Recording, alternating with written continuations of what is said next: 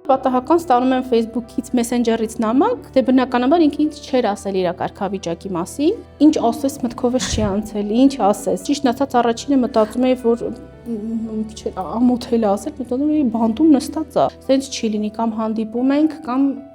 մեկ իրար հրաժեշտ ենք տալիս։ Ոտքին նայելով հասկացա, որ այստեղ ինչ-որ մի բան դրված է, չկա ոտքիս կեսը։ Իրանք մեր համար են դա արել։ Համ ես էի իրան պետք, համ ինքն էր ինձ պետք։ Կիրառվել է իր արդեն։ Հա։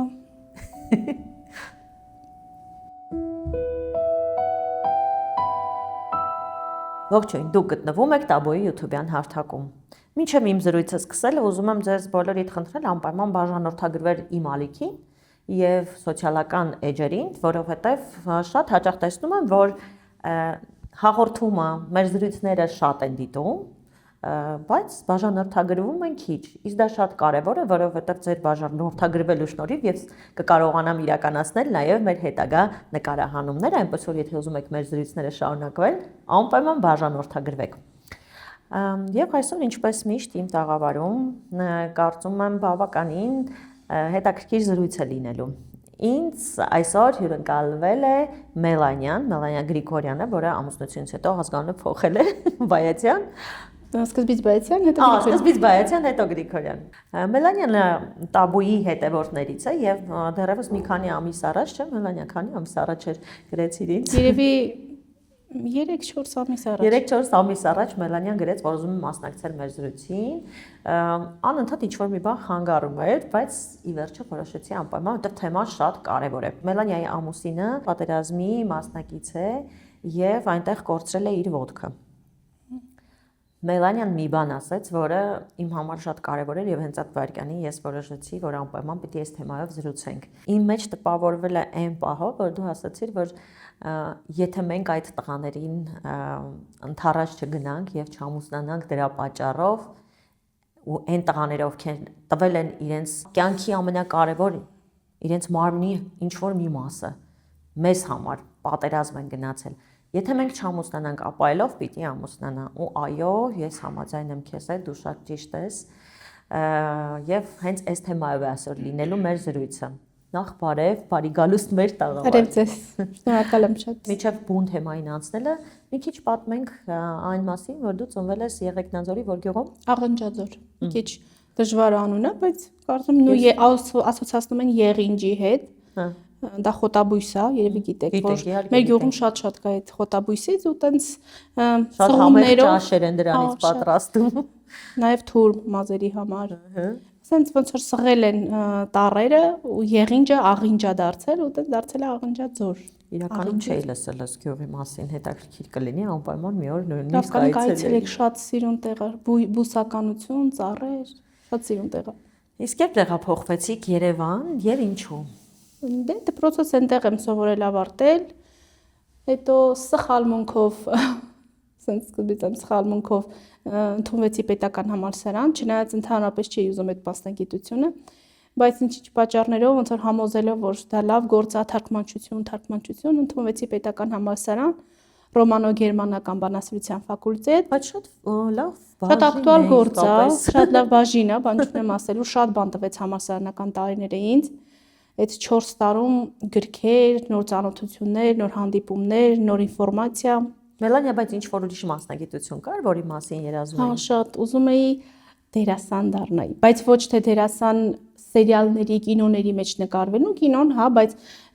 սերիալներ այնքան ինչքան բեմում էի, թատրոնում էի ուզում լինեի, թատրոնի դերասան էի ուզում դառնալ։ Ու հիշում եմ անգամ դպրոցական ժամանակահատվածում տենց բեմադրություններ էի կազմակերպում, դերեր էի խաղում, ու շատ լավ ստացվում էր, ինձ մոտ ասում էին, որ շատ լավ է ստացվում, շատ էի ուզում, բայց մտքիս մի ծայրով էլ մանկավարժությունն էլ կար, նախադպրոցական կրթությունը, ոնց որ տատանվում էի բեմ, թե նախադպրոցական կրթություն, այսինքն մանկապարտեզի այդ երեխաների հետ։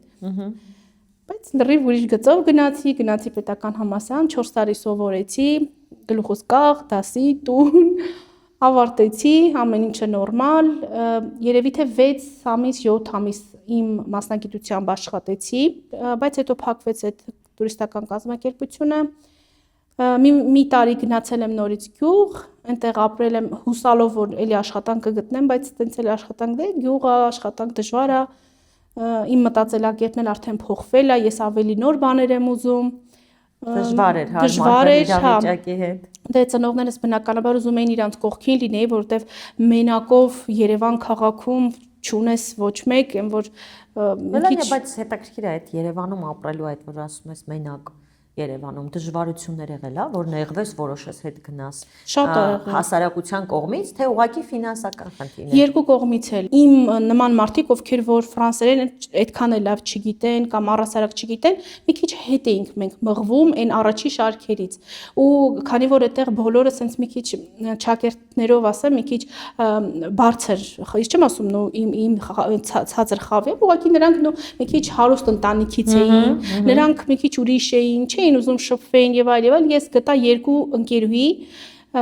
մեկը միջև այսօր մենք ասենց քրերի նման ենք, ճիշտ ենք Ռուսաստանում, բայց մենք քրերի նման ենք, ոնց որ քույրիկներ լինենք, մեր կապը չի կտրվում,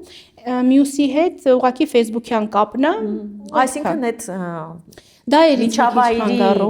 կողմից վերաբերմունքը ոչ այնքան լավ կար։ Նեղվում էի մի քիչ ու բացի այդ չնայած ես շատ լավ ծնողներ ունեմ, իրանք ամեն ինչ արել են, որ ես ֆինանսապես շատ չնեղվեմ ու իմ ծախսերը այդքան էլ շատ չէ։ Ուսանողի ծախսը ինչ պետք է լինի, ենել այն ժամանակահատվածում։ Մի խոսքով դրանից հետո որոշեցի, որ գնամ գյուղ, որտեվ երբ որ աշխատանքից դուրս եկա արդեն հասկացա, որ էլ չեմ կարողանում արդեն ծանր է ինձ համար եւ արդեն ոնց որ գյուղն էլ էր կանչում, կարոտել էի, ուզում էի գնայի։ Հետո 1 տարի երբ որ գյուղում ձանձրանալուց պարապ նստելու, թե դա իմը չի, ես չեմ կարող պարապ առանց աշխատանք նստեմ։ Գնացի գյուղ 1 տարի հետո շատ խնդրեցի ծնողներիս, ավելի շատ հայրիկս էր դե բայց ինքը շատ բարի սիրտ ունի, փափուկ սիրտ ունի, դից եկա քաղաք ու ծանոթս ասաց, որ մետրոպոլիտենում տեղ կա աշխատանքի, արի վարչության շենքում դիմում գրի եւ նո շատ չխորանամ, մի խոսքով ընդունվեցի մետրոպոլիտեն, ինձ ասում էին մի որոշ ժամանակ աշխատես, հետո կդառնաս օպերատոր։ Դե քանի որ մետրոպոլիտենի աշխատանքին ծանոթ չեմ, մտածել եմ, որ օպերատորը դա երևի համակարգչի մոտ նստել, սենց կտ, բայց փաստորեն պարզվեց չէ, սկզբից պետք է շարժասանդուղքի հերթապահ աշխատեմ, այսինքն այն բուտկեքի մեջ որ կանայք նստած են, շատ խորտ մի հատ աշխատանք իմ համար, այն մարդը ով որ վազվզում է այստեղ այդտեղ, պետք է գնաս ինձ նստի, ակտիվ կյանքից պետք է գնաս ինձ նստի։ Գնացի նստեցի եւ ճակատագրական դարձավ մետրոյում աշխատանքը։ Երևի հենց պետք էր այդ մետրոպոլիտենի աշխատանքին։ Ընդհանրապես մարդուն ճակատագիրը եւ կյանքի ուղիները բերում են այնտեղ, որտեղ ինքը պետքա լինի։ Ես կարծում եմ, որտեղ հենց այստեղ հանդիպեցիք ձեր ամուսնու, բայց ես չպատմեմ, դուք պատմեք ոնց դա տեղի ունեցավ։ Ինչքան ժամանակ էր 9 տարի մետրոպոլիտենում աշխատել եմ, նո համարյա 8.5 տարի աշխատել եմ մետրոպոլիտենում, բայց ամենասկզբից նո պաշտոնս բարձրացավ, դարձա արդեն հերթապահ, այսինքն ոնց որ կայարանապետ տվյալ կայարանում, երբ որ կայարանապետը տեղում չի լինում, ամբողջ կայարանի պատասխանատվությունը լինում է քո վրա։ Ինչ կատարվում է, դու ես պատասխանատու, սկսած գնացքների երթից, սկսած ուղևորների շարժումից, սկսած աշխատակազմի լավ ու վատ լինելուց դու ես պատասխանատու։ Ու հենց այդ ժամանակ ինձ տարան գործարանային մետրո, այնտեղ աշխատեցի ու հենց դա եղավ այդ ճակատագրական հանդիպումը, իմ ամուսինը Հովանեսը, իր աշխատանքի վայրն էլ է եղել գործարանային մետրո, այնտեղ մի փոքր ընկում, ինչ որ քարի արտադրամաս կա, ինքը այդտեղ էր աշխատում, ինքը Չարենցավան քաղաքից է, ոնց որ եկել է երիտասարդական, այնտեղից արդեն մետրոյով դեպի այդ կողմ։ Ու տենց ինձ տեսել է այդ հարթակի վրա, որ ես գնացքներին եմ հսկում, ուղևորներին եմ նայում, ինձ տեսել է այդտեղ։ Առհասարակ դե մենք բեյջ ունենք, մեր կրծքին խփած բեյջեր ունենք, մեր ազգանունը գրվում է, մեծ տառերով գրվում է։ Ինքը ամեն անգամ իմ կողքով անցնելուց դա ֆիքսել է։ Բայց դու ոչ մի բան չես նկատել։ Շատ էին նայում, որ մեկին շատ ա եղել այդպես դեպքեր, որ տեսել են, հետո ինձ գրել եմ, բայց դե բնականաբար է, որ սրտից չեն կպել։ Ինքը ռիսկ չի արել, սենց ասեմ, ինձ մոտենա, որովհետև այդտեղ ոստիկաններ էլ գնում, գալիս են, դու աշխատանքիդ մեջ ես, ինքը այնքան սենց մակարդակ է ունեցել, որ այդ պահին ինձ չի փորձել խանգարի, որտեղ մտածել է աշխատանքի է, չխանգարեմ։ Ու մի օր պատահական ստանում եմ Facebook-ից, Messenger-ից նամակ, ոնց որ անկախ ինձանից ես չեմ կարող բացատրեմ, թե ես ինչի իրան պատասխանեցի, ես չեմ կարող, մինչև հիմա չեմ կարողանում բացատրել, որովհետև ինձ շատ են եղել գրողները, բայց ես ոչ մեկին չեմ պատասխանել, ոչ մեկին։ Իրան, չգիտեմ ինչի, սենց վերևից մի հատ բան իջավ ու դու իրան պետքա պատասխանես ու սենց այնքան անմիջական ստացվեց։ Ես հիշում եմ մարտի 8-ն էր, թե մարտի 10-ն էր։ Մարտի 10-ին ինքը ինձ գրեց ու շնորհավորեց մարտի ու այդ մի ամսյակը բան ու ես էլ իրան ասեցի, եթե դու էլ մայրիկ, տատիկ, քույրիկ ունես, իրան էլ շնորհավոր ու դες անմիջական գնաց մեր շփումը։ Ես էլ այդ օրը թատրոն էի հրավիրված, ինքը սենց դեռ նոր ենք ծանոթ, բայց անհանգիստ հանկարծ ուշ չգնաս տուն։ Որ մի քանի ժամ է որ մենք խոսում ենք, բայց այնքան անմիջական ա եղել մեր շփումը։ Միանգամից ստացվել է։ Միանգամից ստացվել է։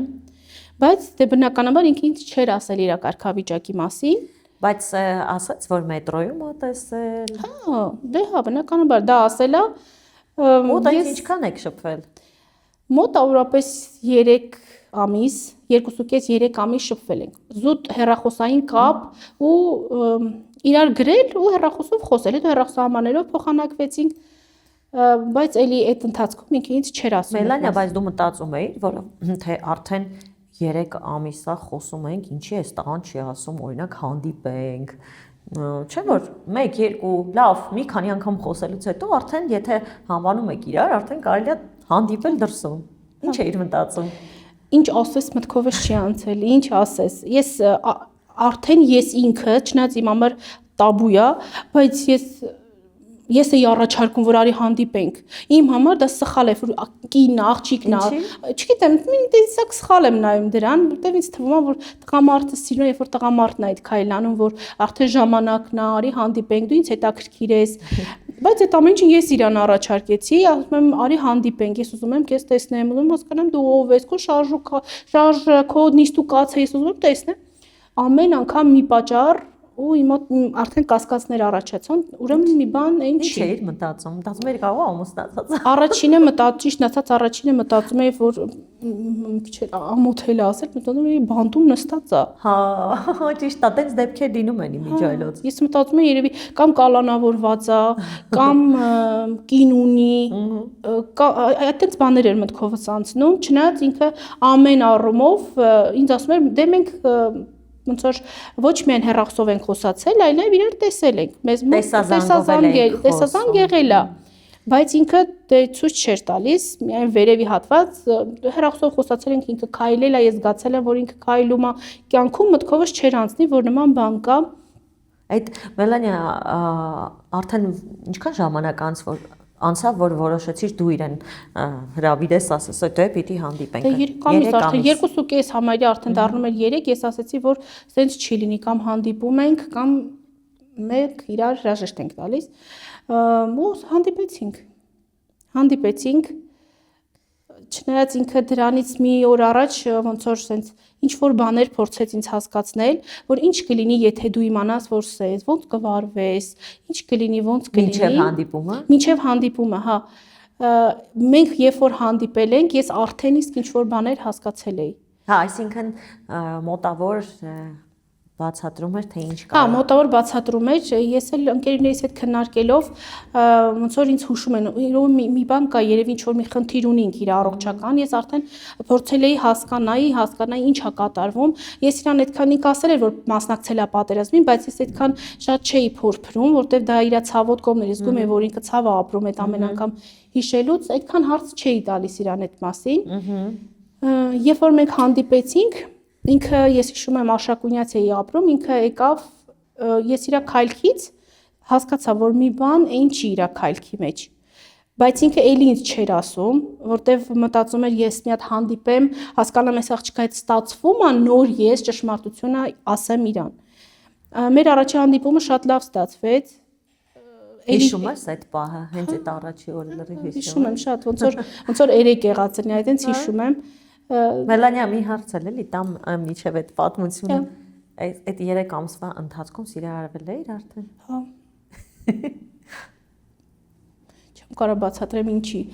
Չի լինում այտենց, էլի առանց մարդուն տեսնել։ Չէ, լինում է։ Առանց ճանաչել, դու չգիտես այդ ոնց կարելի է սիրահարվել, ախր ինքը այնքան բարի էր, այնքան լավն էր։ մենք այնքան ենք իրար համապատասխանում, կային իհարկե բաներ, որ բնականաբար չէր կարող ամեն ինչը համապատասխանել, կային բաներ իր բնավորության մեջ, որ ինձ վանում էր, բայց ասում էի դե ոչինչ, մարդիկ իդեալական չեն, ես էլ իդեալական չեմ, ու տենց մեր հանդիպումը եղավ շատ սիրուն, գնացինք եկեղեցի, առաջի բանը որ արեցինք, գնացինք եկեղեցի, իր առաջարկով։ Հա, ինքը շատ նորմալ քայլում էր, ճիշտ է, մի փոքր sense կաղալով, ես անդադ նայում էի։ Ու իմ մեջ ենթադրություններ էի անում, թե ինչ խնդիր կա, ու տեսնում էի, պետք է շատ ուշադիր լինել, որ հասկանալ, որ իր ոտքին ինչ որ մի բան այստեղ դրված է։ Գնացինք եկեղեցի, հետո դուրս եկանք, մի քիչ զբոսնեցինք ու ինքը ասաց, որ էլ չեմ կարողանում քայլել։ Ասաց, էլ չեմ կարողանում քայլել ու այդտեղ այգում արդեն նստած ես ոտքին նայելով հասկացա, որ այստեղ ինչ-որ մի բան դրված է ու ասացի, սա ինչ է, ու ինքը երևի արդեն հասկացել էր, որ ես հենց այն մարդն եմ, ով որ իրան պետք է ու ինքը արդեն պետք է ինձ ճշմարտությունը պատմի։ Ու պատմեց, որ այսպես բան ա եղել, չկա ոտքիս կեսը, դու իհարկե շատ շոկ էր իմ համար դա, առաջի բանը չեմ մտածել իմ մասին, թե ես ոնց պետքա լինեմ դրանից, այլ մտածել եմ ծնողներիս մասին։ Առաջի բանը իմ մտքով անցել է իմ պապան։ Իմ պապան իմ համար աշխարհ է։ Չկա իմ պապայից այն կողմն ու մամաս էլ, բայց պապայիցս այն կողմ չեմ պատկերացնում ոչ մի բան, ինքը իմ համար թագավոր։ Ու մտածել եմ առաջի բանը պապայիս ինչ պետքա ասեմ։ Մամաս շատ բարի, հանգիստ, ինքը հաստատ կասեր աղջիկ ջան, բայց պապաս չէ։ Այսինքն առաջի բանը ոչ թե քո կարծիքներ, քո մոտեցումներ, այլ հատկապես պապայի ու երևի թե նաև շրջապատի, թե չէ, ես առասարակ շրջապատ, ես այդպես մի հատ լավ կողմ ունեմ, չեմ մտածում շրջապատի մասին, շրջապատս ինչ կմտածի։ Ու նույնը հիմա փորձում եմ իմ ամուսնուն բացատրել, որ սիրելիս աշխատի շրջապատի մարդկանց կարծիքը ոչ թե արհամարել, այլ առաջնային չդասել։ Թող դա լինի 3-րդ, 4-րդ տեղը քո կյանքում։ Առաջինը թող լինի քո ընտանիքի կարծիքը, հետո նոր ընկերներ, շրջապատ, առաջինը քո ընտանիքը պետք է լինի։ Հարաբերս ամեն մարդ ապրում է իր համար։ Իր համար, հա։ Պիտի բոլորս հաշվի առնենք առաջինը, թե ինչ ենք մենք ուզում, ոչ թե մեր հարևանները կամ, չգիտեմ, ընկերները։ Հենց այդ էր։ Ու այդ պահին, որ ասեց Մելանիա,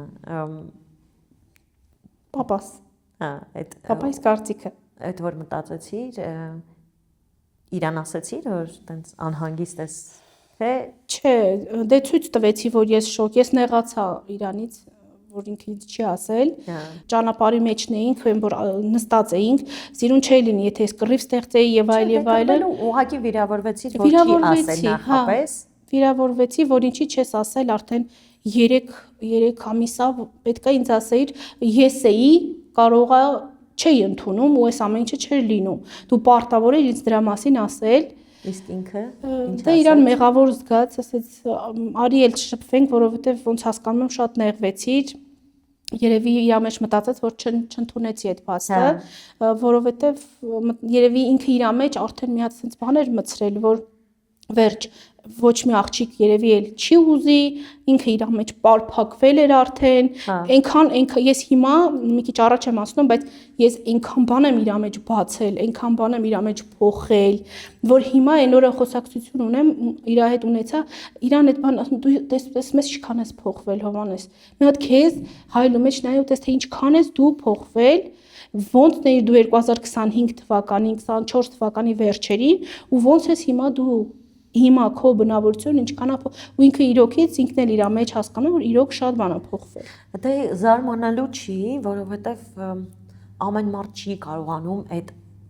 բանը ընկալել, որ ինքը առողջ, ամբողջական մարմնով մասնակցել է պատերազմին ու հիմա վերադարձել է եւ շատ մարդկանց մոտ դա բարդույթ է առաջացնում։ Իսկ քեզանից առաջ ինչ որ փորձեր եղել են, թե իր հետ կապված էլի, որ թե ուղղակի ինքը տենց փակվել է իր մեջ։ Չէ, իր պատմելով եղել են ինչ որ ոչ թե ինչ որ լուրջ հարաբերություններ ա եղել է խոսակցություն, հեռախոսային խոսակցություններ, աղջիկներ, մաներ։ Ու երևի թե ստացել է վատ արձագանք դրա համար։ Չէ, ոչ թե վատ արձագանք, ինքը իր պատմելով, ես չեմ կարող ճշմարտություն ասեմ, իր պատմելով ինքը չէ, որ ես ոչ մի խնդիր չեմ ունեցել, բոլորն են, բայց թե մտածում եմ, որ շատ հիմա մեր աղջիկները մի քիչ ուրիշ ձև են մտածում։ Մեր աղջիկների մտածելակերպը հիմա մի քիչ ուրիշ է, մանավանդ 2000 թվից այս կողմ ծնվածները մի քիչ ուրիշ ձև են մտածում։ Սերունդը փոխվում է։ Մեր այս նոր սերունդը ուրիշ ձև է մտածում, որ լավ լինի իմ համար, ամեն ինչ իդեալական լինի, անպայման տուն, առանձին ապրել, մեքենա, հարստություն, բայց ամենաառաջի տեղում այդ սերը մի քիչ sense բրթվել է առաջ, կոպիտ բառ եմ ասում, բայց մի քիչ բրթվել է առաջ այդ սերը։ Բայց ես 93 թվի ծնունդ եմ, Այդ ժամանակ որ հանդիպեցիք, այսինքն քանի տարեկան էիր, Մելանիա։ 30 տարեկան, 30-ի մեջ էի։ Ու այդ պահին որ նեղվեցիր, բայց ինչքան տևեց այդ նեղվածությունը, Դե ոնց շատ անցավ։ Շատ քիչ, ինքը այնքան թեթև մարդ է, իր այդ չես կարա շատ ջղայնացած մնաս, շատ վիրավորված մնաս, ինքը հիմա էլ, երբ որ ինձ մի հատ կարող է ինչ-որ մի հատ թեթև բանով նեղացնի, մեկ էլ ինձ մի հատ բան կանի, որ ես սկսեմ ծիծաղել ու անցավ, մոռացանք ինչ եղավ։ Հենց խոսակցությունը անցավ։ Հա, խոսակցությունը անցավ, ես էլ երբ որ տուն վերադարձա, առանձնացա ու դե ոչ մեկին չասեցի սկզբից, ոչ ընկերուհուս, ոչ մեկին, ոչ ծնող, ոչ մեկին, ինքս իմ մեջ փորձեցի հասկանամ, ես պատրաստ եմ այդ ամեն ինչին, չնայած որ նույն բանի մեջով իմ հարազատ քույրիկն է անցել, իր ամուսինն էլ պատերազմի մասնակից, մի աչքի տեսողությունը կորած, ու նույն բաների միջով հիմա քույրս է անցել, ինքը ինձ խորհուրդ տվեց, որ մի արա, պետք չի, ինձ տես, քեզ լացի, ասենց ասեմ, հա, շատ դժվար է, բայց սերը խեղդում էր։ Հա, որ ասում եմ, սերը խեղդում է, այդ ես շատ էի իրան հետ կապվել, շատ։ Ես զգում էի, որ ես իրան պետք եմ։ Ես զգում էի դա իմ հետ ինչ որ կամ Աստվածներ, կամ ինչ որ, չգիտեմ, ներքին ձայն, ինձ ինչ որ մեկ ասում էր դու այս տղային պետք ես։ Դու կյանքդ կապի իր հետ, բարդ է լինելու, դժվար է լինելու, բայց դու իրան պետք ես։ Ես զգում էի, որ ես իրան պետք եմ։ Ու ես շատ բան եմ իր կյանքում փոխելու ու տենց էլ եղավ։ Այսինքն երկար մտածելուց հետո հասկացար, որ ուղղակի առանց իրա չես կարող։ Հա, հասկացա, որ սիրահարվել եմ, հասկացա, որ արդեն սա սեր է ու միշտ մտածել եմ, որ տղամարդը պետք է 2-3 քայլ ավել սիրի կնոջը, քան կինը, որովհետև դա իմ կարծիքն է, ես չգիտեմ ով ոնց, բայց ես մտածում եմ, որ ընտանիքում առաջի դավաճանողը դա տղամարդն է, ու տղամարդը պետք է կնոջը միշտ ավել սիրի, որովհետև դա պետք է, դա տենց է։ Ու տենց էլ կար, ես զգում էի, որ իմ կյանքում ինքը ինձ ավելի շատ է սիրում, ես էլ եմ սիրում, բայց մի քանի տոկոս, մի 10-20% ինքը ինձ ավելի շատ է սիրում, մի քիչ ես եմ սիրում։ Ու դա ճիշտ է, դա ընտանիքի թիվ 1 կանոններից պետք է, իմ կարծիքով, դա թիվ 1 կանոն պետք է լինի։ Ինձ թվում է ուղղակի ձեր մեջ փոխադարձ սեր է եղել եւ հարգանք է եղել, չգիտեմ շատ ու քիչը, բայց ամեն դեպքում երկուսդ էլ գիտակցել եք, որ իրար պետք եք։ Հա։ Ես էլ իր կարիքը շատ ունեի այդ ընթացքում, որովհետև մենակ էի, ճիշտ է, աշխատանքս կար, մետրոպոլիտենի աշխատանքը կար, բայց առհասարակ շփվող աղջիկ եմ շատ, շփվող մարդ եմ, բայց այդքան շատ ընկերական շրջապատ չեմ ձևավորում կողքս, որտեղ շատ քիչ մարդիկ են, ովքեր կարողանում են իմ վստահությունը շահեն, շատ քիչ մարդիկ են, որոնց հետ որ ես կարողանում եմ կապ հաստատել, որ ասենց խորքային մի հատ կապ պետքա, չէ՞ գա, տենց լիքը կան, Դե երբ որ մեծանում ես, սկսում ես ավելի ֆիլտրել քո շրջապատը, որովհետև երբ փոքր ես լինում, շատ բաներ քո աչքին հեքիաթային են թվում, բարի են թվում, բայց երբ արդեն ունենում ես կյանքի փորձ, մի քիչ ավելի շատ ես տեսնում, քան նախկինում, արդեն ամեն մարդու քո կողքին չես թվում եւ դա շատ բնական է։ Եվ այս ընթացքում նաև հին ընկերներ են շատ կորում քո կյանքից։ Սկզբում ես մտածում էի, որ երևի ես լավը չեմ, որ այդպես է լինում, բայց հետո հասկացա, որ ուղղակի կյանքի ընթացքում դու աճում ես, փոխվում ես, քո մտահորիզոնն է փոխվում, իսկ այն մարդիկ, ովքեր չեն աճում եւ մնում են նույն կետում, դու արդեն իրենց հետ չես կարողանում։ Այնպես որ այս ամեն ինչը շատ նորմալ է, բայց արի վերադառնանք այն խոսակցությանը, թե ոնց որ պահին հենց գնացիր տուն, այդ պահին վերջնական որոշեցիր, որ այո, ես առանց իրա չեմ կարող։ Դե հա, որոշեցի, որ առանց իրա չեմ կարող ու պետքա արդեն առաջի բանը որ անեմ, զանգ ծնողներիս։ Մտածեցի, որ սկզբում հայրիկիս հետ խոսամ, բայց հեռախոսով չէի պատրաստվում, հայրիկիս հետ խոսայի։ Մտածեցի, ես ինքս վեր կկերամ, կգնամ իմ գյուղ, իմ հայրական տուն, դեմ առ դեմ կնստեմ հայրիկիս աչքերին նայելով կխոսամ։ Զանգեցի մայրիկիս, պատմեցի, չգիտեմ ինչի, ինձ թեթև վերաբերվեց մայրիկս։ Ինքն թեթև վերաբերվեց, եմ որ չգիտեմ, Մել ջան, չգիտեմ ինչ ասեմ քեզ, տես, եթե դու գտնում ես, որ ինքը քեզ այն մայրական լավ սիրուն խորհուրդները, որոնք որ տալիս են ցանկացած մաման։ Չէ, տենց բան չասեց։ Այդ շատ կարևոր է, որովհետև երբ որ ծնողներդ ինչ որ մի հարցում քեզ չեն աջակցում, դու արդեն ավելի շատ ես ընկնում, չէ՞, մտքերի մեջ։ Մայրիկս դեմ չէր, ասեց դու արդեն չափահաս մարդ ես, վարվիր ոնց ճիշտ կգտնես։ Ես իրան խնդրեցի, ասի խնդրում եմ էլի, բայց պապային հանկարծ ոչ մի բան չասեց։ Ես կգամ պապայի հետ կխոսամ, ամեն ինչը կպատմեմ, կհասկանանք իրար։ Անցավ երևի 10 րոպե, զանգ պապայից։ Պատմել էր։ Պատմել էր։ Մաման պապային պատմել էր, պապան զանգեց, էլի շատ հանգիստ, էլի շատ սիրուն, շատ պապայական, սենց։ Այն որ եթե դու իրա հետ քեզ լավ կզգաս, եթե դու պատրաստ ես, դա ծանր բեռ է, եթե դու պատրաստ ես այդ բեռը տանես, որովհետև շատ դժվար է, երբ որ մարդը մեկ ոտք չունի, դա շատ ծանր բան է։ Դու եթե պատրաստ ես իրան օգնես ամեն ինչով, դու պետք է իրան լինես, այդ կոպիտ ասած, այդ մի ոտքը դու պետք է լինես իրան։ Դա կոպիտ է մի քիչ հնչում, բայց տենց է։ Եթե պատրաստ ես, ես խնդիր չեմ տեսնում։ Հովանեսին ասեցի այդ մասին, այն որ խեղճ մարդու sense ուսերից մի հատ բեռ ընկավ, որտեղ ինքն էլ էր մտածում, որ ծնողներս հաստատ չեն ուզելու, բայց ամեն ինչ լավ եղավ, ամեն ինչ շատ լավ ստացվեց։ Դե դրանից հետո արդեն ընտանիքներով հանդիպել, ծանոթանալ այդ խոսք կապ կոչվածը, իրանք եկան մեր գյուղ, մենք ծանոթացանք։ Հովանեսի տատիկ պապիկը, մայրական կողմի տատիկ պապիկը շատ լավ մարդիկ են, շատ եմ սիրում։ Սամվել պապիկին, Անայի տատիկին շատ եմ սիրում։ Ես տատիկ պապիկ չունեմ, մահացել են ու իրանց միշտ ասում եմ դուք իմ տատիկ պապիկն եք, լրացնում եք իրանց տեղը, այնքան լավ մարդիկ են։ Պապիկները երեխաների ընդհանրապես մարդկանց կյանքում շատ կարևոր դեր ունեն ու ես շատ վերջերս հատկապես հաճախ եմ ասում Երանի թե կարողանային տատիկներն ու պապիկները շատ երկար ապրել ու այս որ արդեն կայանում ես, կարող ես իրենց համար ինչ-որ բաներ անել, կարողանայիր այն ինչ-որ իրանք քեզ տվել են վերադարձնեիր։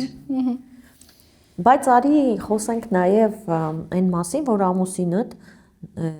չի ընկճվել, աշխատում է եւ կարողանում է ձեր նաև մնացած հարցերը հոգալ։ Դե ամուսնացանք, սկսեմ տեղից, ամուսնացանք 25 թվականի փետրվարի 12-ին ամուսնացանք։ Սկզբում Երուդասի, որ ամուսինս Չարենցավանից էր, 2 ամիս Չարենցավանում ապրելուց հետո տեղափոխվեցինք Երևան, 0-ից ամեն ինչը ստեղծել ենք 0-ից։ Բնակարան ենք վարձակալել, որտեղ որ 4 պատ էր, մենք ոչինչ չունեինք, ոչ մի գույք, ոչ մի բան։ Ամեն ինչը 0-ից, ունեմ շատ լավ ծանոթներ, բարեկամներ, ընկերուհի ունեմ շատ լավ, ով որ մեզ ամեն ինչով օգնեց, գույքով, ամեն ինչով, ծնողներս ինչպես միշտ դիկունքից կանգնած, այդ իմ թակավոր հայրիկը ինչպես միշտ ամեն ինչով օգնեց։ Այսինքն այդ ամբողջ ընթացքում, երբ արդեն վերջնական հայրիկի հետ խոսեցիք, դրանից հետո այդ թեման էլ ոչ շոշափվեց, ընդհակառակը ծնողները միշտ օգնելով ձեր կողքին։ Հա, մանավանդ երբ որ արդեն ծանոթացան Հովանեսի հետ ու պապաս հասկացավ, թե ինչքան լավ մարդ է, որ ես լավ ձեռքերում եմ, էլ այդ խոսակցությունը տենց դնել վերցնել չեղավ արդեն։ Ամեն ինչ սահուն հունով գնաց։ Մելանիա, իհարկե շատ չի որ ամուսնացել եք, բայց կարող ես արդեն ինչ որ եզրակացություններ անել, մտածել արդյոք ճիշտ էր թե ոչ, չնայած վստահ եմ որ ասելու ես ոչ, բայց ամեն դեպքում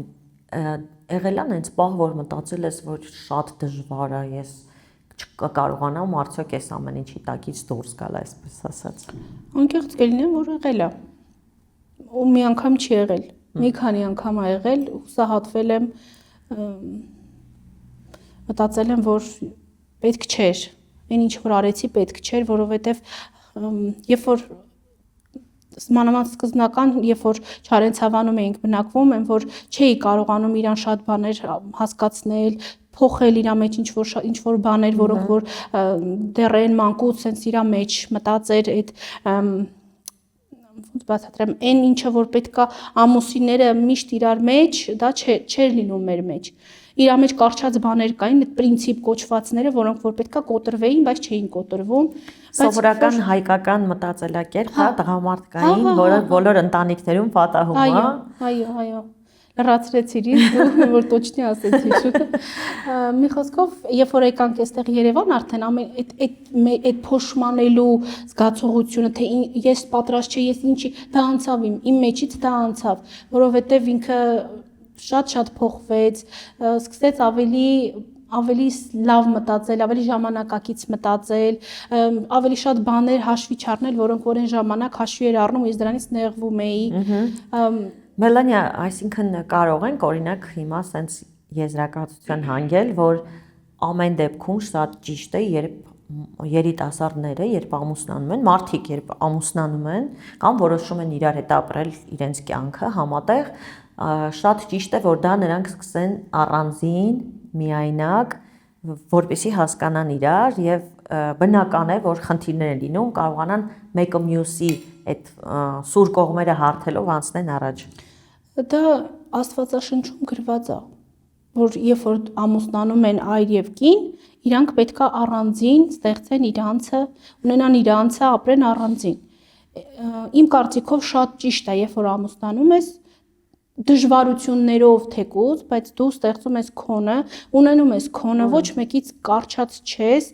ու ինչ խնդիր որ լինում է կողքից ոչ մեկ չի իմանում ու չի տխրում, երբ որ առասարակ ծնողը տխրում է, չէ, երբ որ տեսնում է որ իր աղջիկը կամ իր տղան կռվում են իրար հետ, իրանք պետք չի որ իմանան, հիմա մենք կռվում ենք, բարիշում ենք, բայց դրա մասին ոչ մեկ չի իմանում, դա մնում է մեր 4 պատի մեջ, անցնում, գնում, ոչ մեկ ոչ մի բան չի իմանում, մեր մոտ ամեն ինչ լավ է, մենք շատ երջանիկ ենք ու դա տենց էլ կան, հենց չի որ ես ասում եմ, տենց չի, դա տենց է, մեր աղջիկները, մեր տղաները այս 20 թվի պատերազմին մանավանդ երբ որ գնացին ու չգիտեմ ամեն մեկը ոտքը կորցրեց, մեկը թևը, մեկը աչքը, մեկը իրանք մեր համար են դա արել, մեր իմ, ձեր, մյուսի, որ մենք խաղաղ ապրենք այս երկնքի տակ, որ մենք կարողանանք վայելել մեր բարօրությունը, մեր լավ կյանքը, կապուտ երկինքը։ Իրանք հիմա ես հիմա Հովանեսի տանջանքը որ տեսնում եմ այդ պրոթեզի մեջ իր այդ ոտքը ինչ վիճակում է, ես ձեռքիս մեջ երբ որ այդ պրոթեզը վերցնում եմ, ինքը այնքան ծանր է, ես միշտ հարցնում եմ Հովանես ո՞նց է այս պրոթեզը դու կրում ոնց ես ինքն էլ քաշային է, ոնց ես դու կարողանում այդ ծանր պրոթեզ, հիմա արդեն ամառը մանավանդ ինքը շատ է տանջվում, այս շոքերին, ինքը մի քանի անգամ շոր է հագնում, մենակ այդ պրոթեզը չի մեջից ահագին բաներ կան, որ ինքը հագնում է, իր համար այնքան դժվար է։ Ինքը ես սիրում եմ քայլել, զբոսնել, շրջել, ստեղ, բայց իր համար ես ամեն ինչ սահմանափակել եմ իմ մոտ, որ թող լինի իր համար լավ, ոչինչ։ Ես չեմ քայլի, ես չեմ մենակ թող ինքը չտանջվի, որտեվ երբ որ դու տեսնում ես քո սիրած մարդը ոնց է տանջվում, դու էլ քո մոտ շատ բաներ փոխում ես։ Ու դա դժվար չի, հավատացեք, դժվար չի։ Հիմա ոչինչ, թող մի երկու տեղ չգնանք, թող իրիկունները ինչ որ չզբոսնենք, չքայլենք երկար, ոչինչ։ Բայց ես ունեմ ընտանիք, ես ունեմ սիրող ամուսին, հուսամ շուտով պայքարում եմ դրա համար, շուտով կունենամ բալիկ։ Ու իմ համար ես չեմ ասի լիարժեք, լիակատար երջանիկ եմ, բայց 85%-ով ես երջանիկ եմ,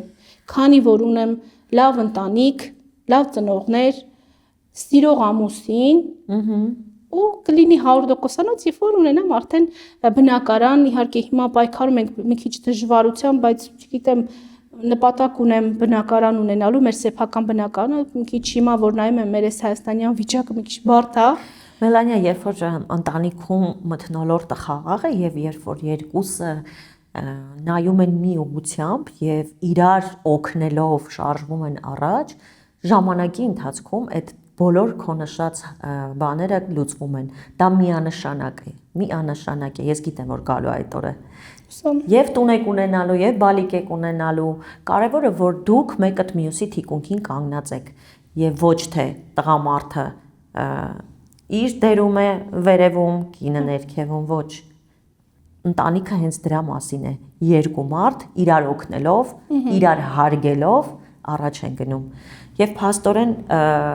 դժվարություն է անգամ այդ պրոթեզը հագնել ու այդպես ման գալը եւ մենակ այն չի որ այսինքն մենք կողքից հիմա խոսում ենք, բայց այդ դժվարությունները դու ես զգում։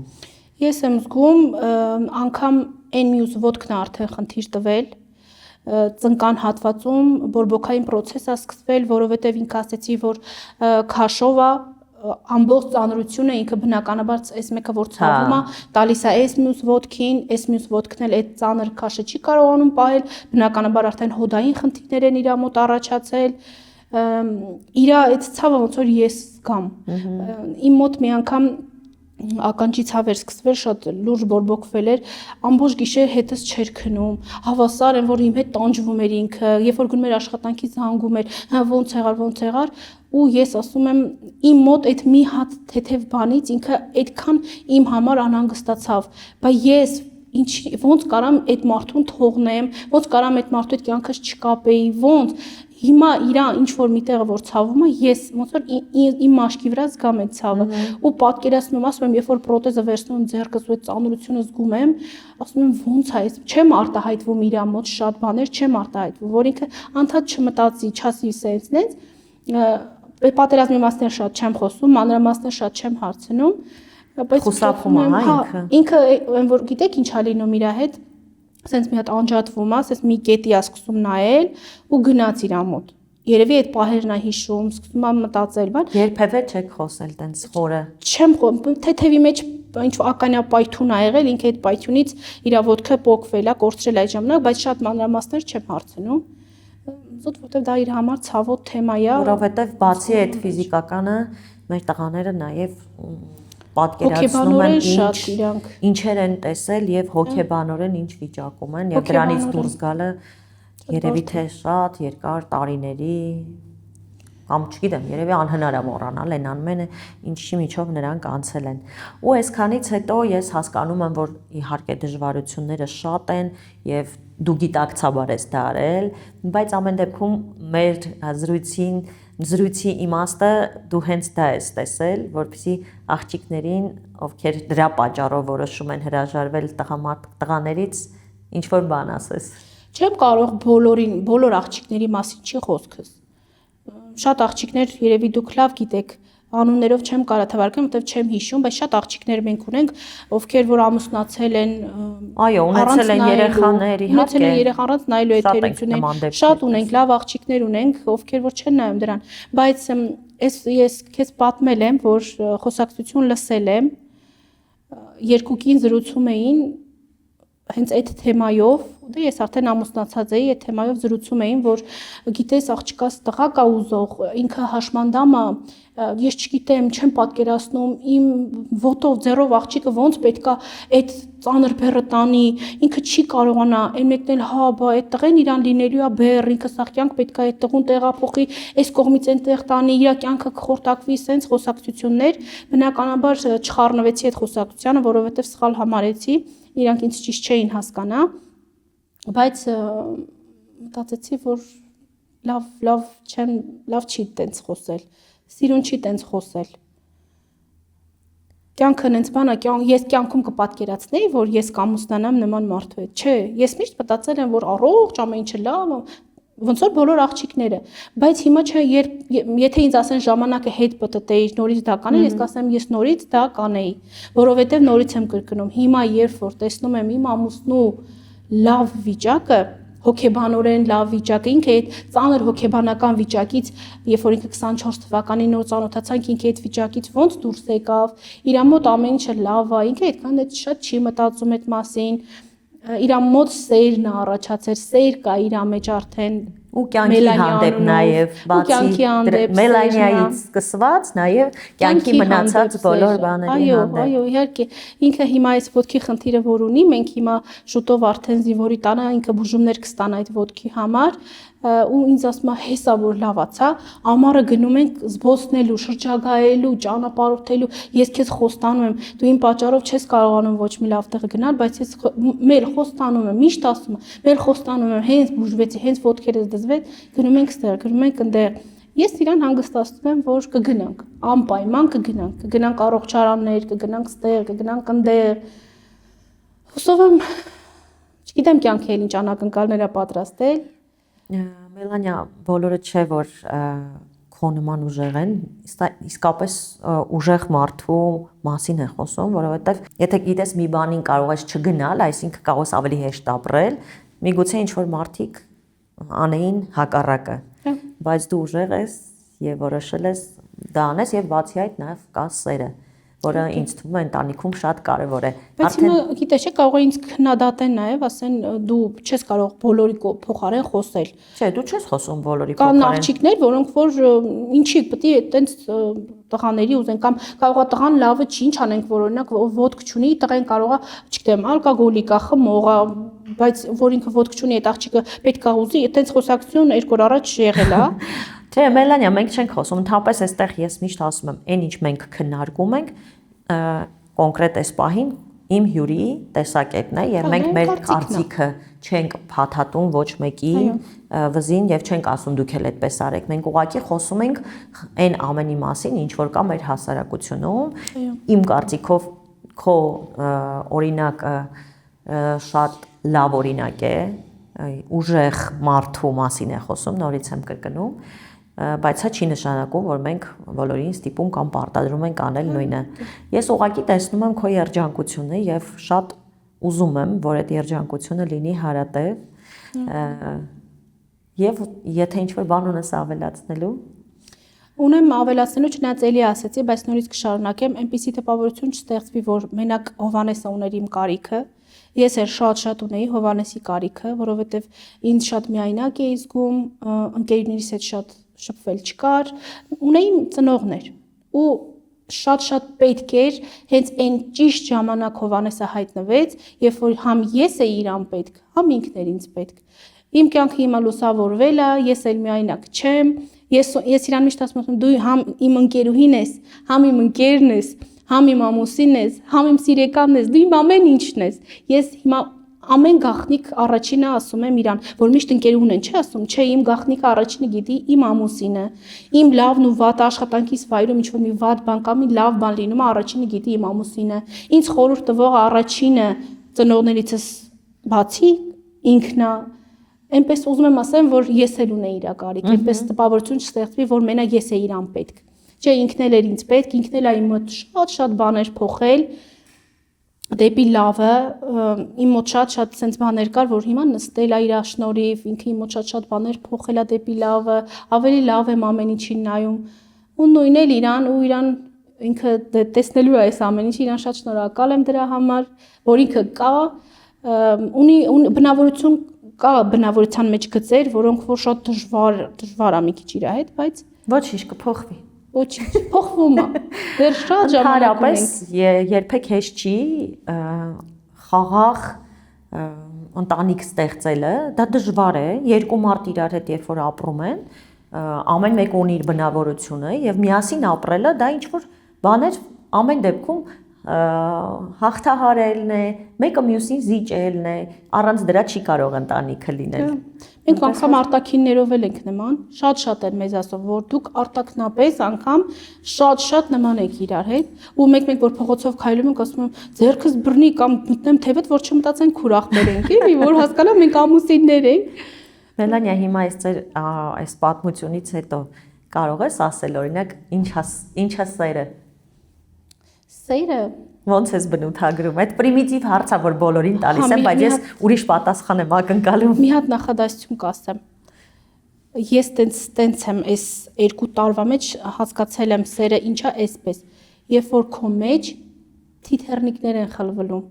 այ դա է սերը։ Երբ որ դու այդ թիթեռնիկներին քո մեջ զգում ես, որ իրանք ցես թռնում են, տարբեր գույնս գույն սիրուն թիթեռնիկներ, իրանք ցես խլվելում են քո մեջ, այ դա է սերը։ Անկամ դժվարությունների մոռանում ենք այդ դժվարությունների մասին, այ դա է սերը։ Դե դժվարություններ բնականաբար, երբ որ դու ընդունում ես քո սիրած էակին այնպեսին, ինչպես դա էլ է մի կողմից սեր, ընդունում ես իրան այնպես, ինչպես որ ինքը կա, դա էլ է սեր,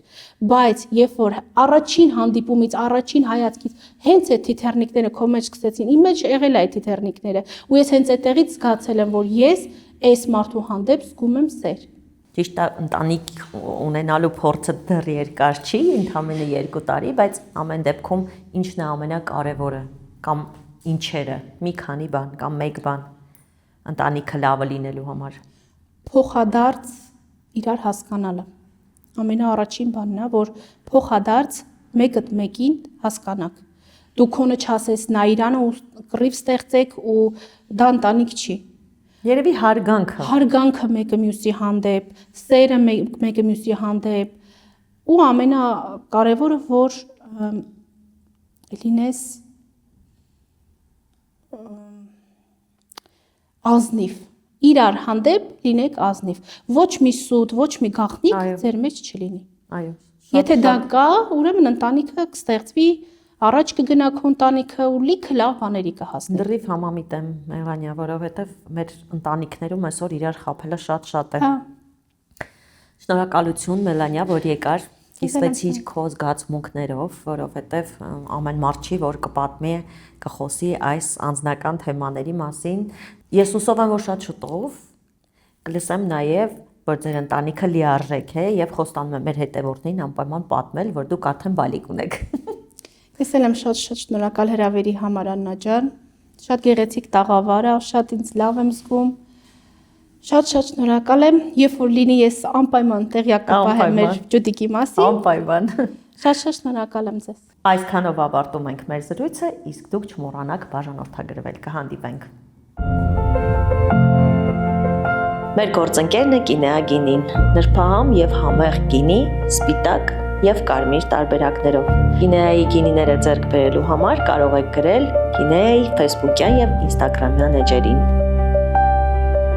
Մեր գործընկերն է վայրի ապրանքանիշը պահածոների իր չկրկնվող տեսականիով։ Յուրահատուկ համեր, որոնք իսկապես անմահական են։ Անձամբ փորձել եմ, փորձեք նաև դուք։